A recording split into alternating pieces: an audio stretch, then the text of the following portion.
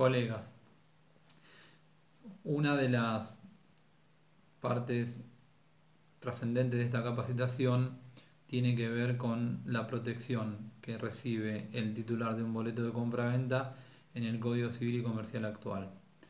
Como primera medida tenemos que aclarar que el código protege al adquirente por boleto de distintas maneras, eh, e incluso aún en supuestos en los que ese titular de boleto no ha recibido la posesión.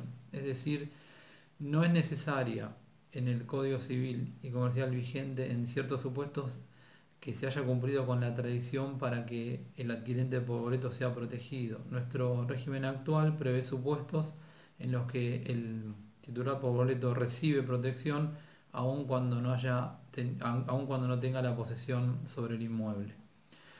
Uno de los artículos en los que el titular por boleto encuentra protección en el código es el artículo 756. Es un artículo que está regulado dentro de las obligaciones de dar cosas ciertas.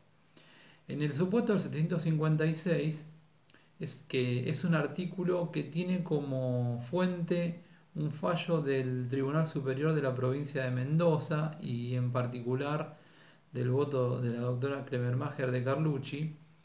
El artículo plantea distintos supuestos y los conflictos que se dan en cada caso, cómo quedan resueltos, ¿sí? Como premisa, el 756 comienza diciendo que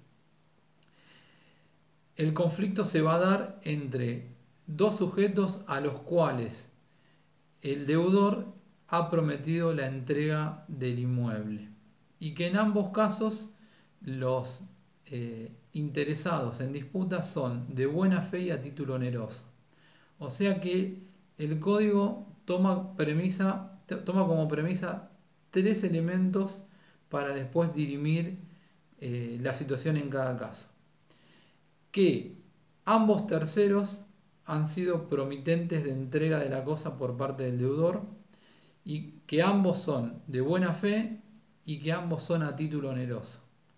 Es decir, los dos pagaron o hicieron una contraprestación contra la promesa de entrega del deudor y ambos son de buena fe. Es decir, ninguno de los dos conoce que el deudor prometió la entrega de la cosa a otro.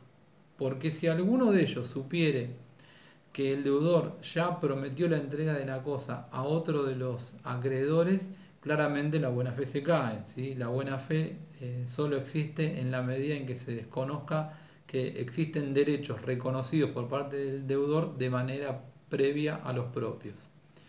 ¿Cómo resuelve los conflictos que se plantean entonces entre estos acreedores de buena fe a título oneroso?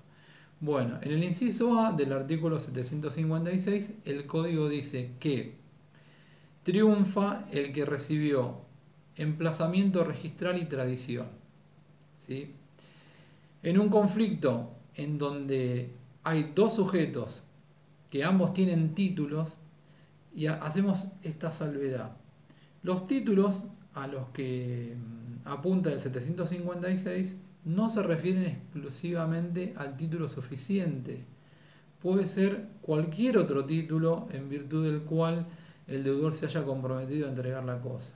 ¿Cuál es la relevancia que tiene el boleto de compraventa en este aspecto? Bueno, que uno de los títulos otorgados por el deudor sea el boleto de compraventa. Es decir, que el supuesto en conflicto puede darse entre un tercero que ha suscrito un boleto de compraventa con el deudor y otro tercero que haya suscrito escritura pública con el deudor, ¿sí?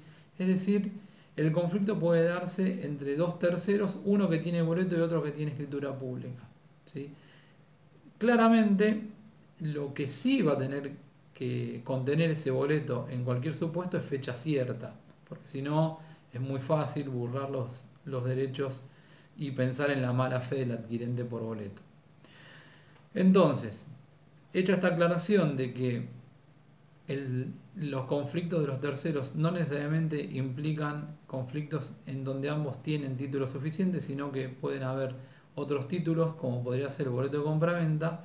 Tenemos en claro que el conflicto puede estar dado entre un acreedor por escritura pública y un acreedor con causa en un boleto de compraventa. El 756, inciso A, entonces reiteramos, establece que tiene prioridad y triunfa el que tiene emplazamiento registral y tradición, ¿sí?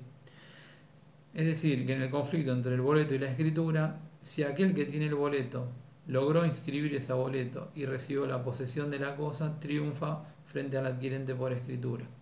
Ya vamos a ver que los boletos en el Código Civil actual, Código Civil y Comercial actual, pueden ser registrados, ¿sí? Ello surge de una interpretación que aparece en el artículo 1170 del Código Civil. Esto por un lado, el artículo 1170 del Código faculta a que se inscriban los boletos. Ya vamos a ver cuando analicemos las protecciones que brindan los artículos 1170 y 1171, bajo qué circunstancias se va a registrar ese boleto. Pero lo que debemos tener en claro en esta entrega es que el boleto puede registrarse. Por lo tanto, podría pasar el caso en el cual un adquirente por boleto inscriba el boleto y obtenga la posesión. Y en ese caso va a triunfar frente al otro acreedor que tenga escritura. Recordemos que ese acreedor, por más que tenga escritura, si no tiene el modo suficiente, no tiene el derecho real. Por eso es que va a poder triunfar el adquirente por boleto.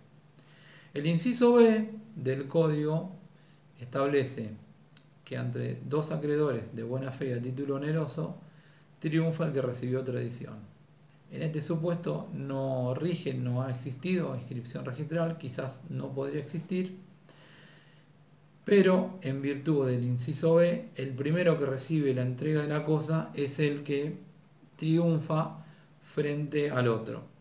En este caso, insistimos con lo mismo que dijimos en el inciso A. El conflicto puede estar dado entre un adquirente por boleto y un adquirente por escritura. No necesariamente va a triunfar el adquirente por escritura, sino el primero que reciba la posesión.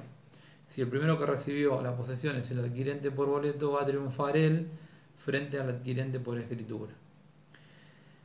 El tercer supuesto que plantea el artículo 756 es cuando el conflicto está dado entre dos acreedores de buena fe y a título oneroso, y en ese caso tampoco hay tradición. En ese supuesto triunfa el primero que tiene emplazamiento registral. Insistimos una vez más que el boleto en el Código Civil y Comercial vigente puede ser registrado. Por lo tanto, si el boleto fue inscripto de manera previa a la escritura, va a triunfar el adquirente por boleto frente al adquirente por escritura. Hacemos esta salvedad. El boleto como tal no se inscribe dentro de la matrícula en lo que es el asiento de dominios, ¿sí? Sino que se anota en el asiento de restricciones. Ahora bien, una vez anotado ese boleto en la matrícula del inmueble, aun cuando fuese inscripto en el casillero de restricciones, está claro que ningún otro sujeto, ni siquiera un adquirente por escritura, puede invocar el desconocimiento de ese boleto cuando surge de los informes o certificados que pueda emitir el registro. El último de los supuestos que regula el artículo 756 trata los casos en donde no ha existido tradición y no ha existido inscripción registral. ¿Cómo lo resuelve en ese caso? Bueno, en función del título de fecha cierta que tenga, valga la redundancia, fecha anterior. Volvemos al supuesto que mencionamos previamente. Si el conflicto está dado entre un adquirente por boleto de fecha cierta y un adquirente por escritura, si el boleto tiene fecha cierta anterior a la escritura, triunfa el adquirente por boleto. También puede darse que el conflicto esté dado entre dos adquirentes por boleto, ¿sí? obviamente que en ambos casos ambos boletos tienen que tener fecha cierta. En ese supuesto también va a triunfar aquel boleto de fecha cierta anterior, ¿sí? Bien, en definitiva, está claro que el 756 es una norma que tiene una protección decididamente en favor del adquirente por boleto, puesto que no solo protege a aquel que ha obtenido su forma una escritura pública, sino que también protege al adquirente por boleto e incluso beneficiándolo y dándole prioridad sobre el adquirente por escritura en los casos en los que ha obtenido inscripción y tradición previa a la escritura, inscripción previa a la escritura, posesión previa a la escritura o fecha anterior del boleto a la escritura. Bien, con esto que mencionamos damos por terminada esta parte del programa.